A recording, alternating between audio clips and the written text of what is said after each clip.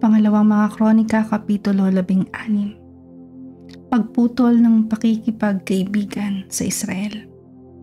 Nang ika-36 na taon ng paghahari ni Asa, nilusob ni Haring Baasa ng Israel ang Juda. Pinalibutan niya ng pader ang Rama upang walang makaalis o kaya ay makapunta kay Asa sa Juda.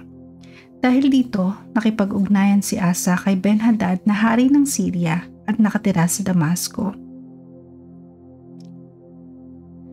Nagpadala siya ng pilak at ginto na kinuha niya sa kabangyaman ng templo ni Yahweh at sa kanyang palasyo.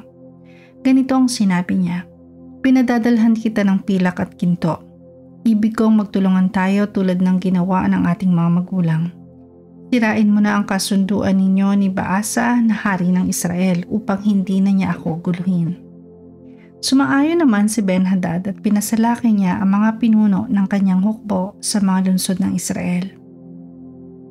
Napasok ng mga ito ang Ijon, Dan, Abel-Maim at ang mga lungsod imbakan sa Naphtali. Nang mabalitaan ito ni Baasa, ipinatigil niya ang pagpapader sa Rama. Dahil dito, tinawag ni Haring Asa ang mga taga-Juda at ipinahakot ang lahat ng bato at kahoy na naiwan sa itinatayong pader at ginamit niya ang mga ito sa pagpapader sa Geba at Mizpa. Si Propeta Hanani. Nagpunta noon kay Asa si Hanani na isang propeta at sinabi, "Dahil nagtiwala ka sa hari ng Syria sa halip na kay Yahweh na iyong Diyos, natakasan ka ng hukbo ng hari ng Syria.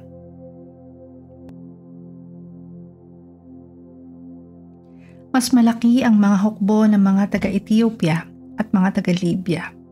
Napakarami nilang karwahe at mga ngabayo, ngunit ibinigay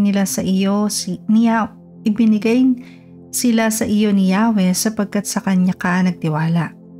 Nagmamasid si Yahweh sa buong daigdig upang tumulong sa lahat ng tapat sa kanya. Dahil sa kahangalan mong ito, mula ngayon, lagi kang magkakaroon ng digmaan." Sa sinabing ito, nagalit si Asa kay Hanan at ito'y ikinadena sa bilangguan. Mula nooy naging malupit si Asa sa mga tao. Ang buod ng kasaysayan ni Asa. Lahat ng ginawa ni Asa mula sa simula hanggang wakas ay nakatala sa aklat ng kasaysayan ng mga hari ng Juda at Israel. Noong ika-39 na taon ng kanyang paghahari, nagkaroon siya ng malubhang sakit sa paa. Sa halip na kay Yahweh humingi ng tulong, sa mga manggagamot siya sumangguni.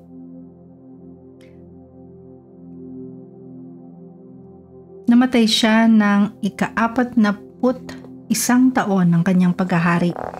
Inilibing siya sa lungsod ni David sa isang libingang yungibs na ipinasadya niya para sa kanyang sarili. Inilagay siya sa isang kabao na nilagyan ng lahat ng uri ng pabango bilang pagpaparangal sa kanya. Gumawa ng mga tao ng napakalaking siga.